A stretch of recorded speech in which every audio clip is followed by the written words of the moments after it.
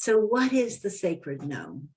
So after watching, hundreds and thousands of women navigate this transition, I truly believe that estradiol, or when our body is under the influence of estradiol, which is the hormone that comes online when we become fertile, that really makes us, that has a biological function in our body. And that biological function is to procreate, right?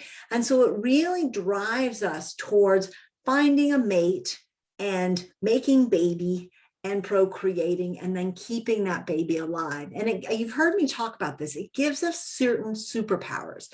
But one of the things that it does is like, what's the word I'm looking for? It not supports us, but it kind of predisposes us towards taking care of others over taking care of ourselves first. And you know this, as particularly anybody who's a mom knows this, right? We tend to put ourselves second. We tend to focus on everybody else because our role, our biological function during this time has a lot to do with making sure that we attract a mate, making sure we make a baby, and making sure that we keep that baby alive. That's all sort of externally focused things. So as we transition into perimenopause and then into menopause, estrone, another form of estrogen, becomes dominant. And again, watching women through this change, I've really come to understand that we are now biologically being supported to be different. Yeah, because our role is shifting. We are shifting from this creator of life to the wise woman whose job it is to teach the younger generations how to survive. And so we need different tools than we needed when our job was procreation.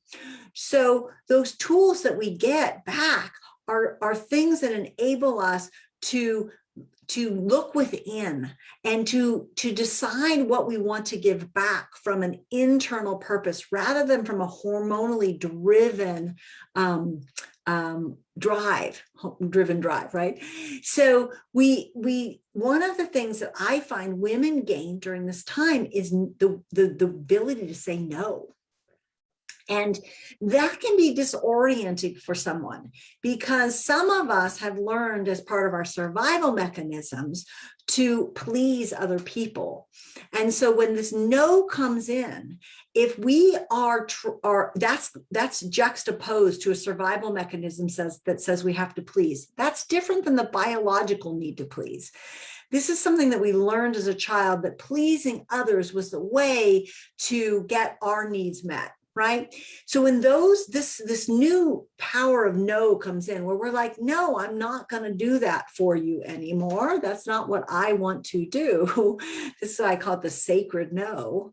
It can be disorienting, and it can be disorienting to the woman who's now saying no, particularly, like I said, if she's got that survival mechanism that says pleasing others is necessary. But it also can be disorienting to those around us, to our family members, to those people we interact with, because they're not used to us saying no. And so it really can impact our relationships. And when we're uncomfortable doing something, when we're uncomfortable saying no, for instance, that no can come off harsh and can come off sharp. And so when we're in this transition, when we're learning, when we're starting to realize that we don't want to say yes and we want to say no, we want to soften in to our power rather than pushing against to assert the no. Our real feminine power lies from our certainty and in our softness and in clear boundaries. Yeah, setting really clear boundaries that I can do this and I can't do that is a sacred no. And you can, when you're clear in what you will do and what you won't do, you don't need to use force and anger and upset to get somebody else to hear us. We do that when we feel weak in our no, when we feel unempowered in our no, when we feel uncertain in our no. So taking some time to really go within and assess, do I really want to do this? Do I not want to do this?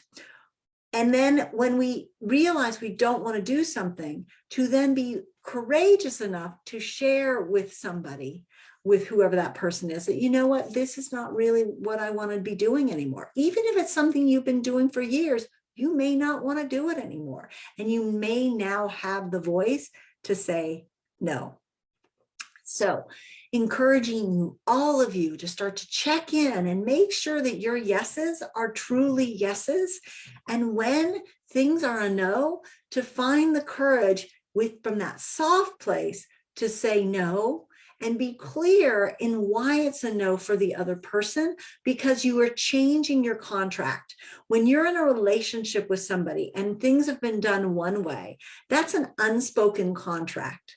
So when you decide that you don't want to do them that way anymore, that it's not best for you, maybe it's not even best for the other people, and you are going to do it differently, you're changing an unspoken contract with them. So the most loving thing you can do is tell them, is say, hey, I know I used to say yes to everything before, but I'm finding that I'm changing and I don't always want to say yes. And so sometimes I'm going to say no, or, I've always done that thing for you, honey, but I don't want to do it anymore. So I'd like to stop doing it. Let's figure out another way.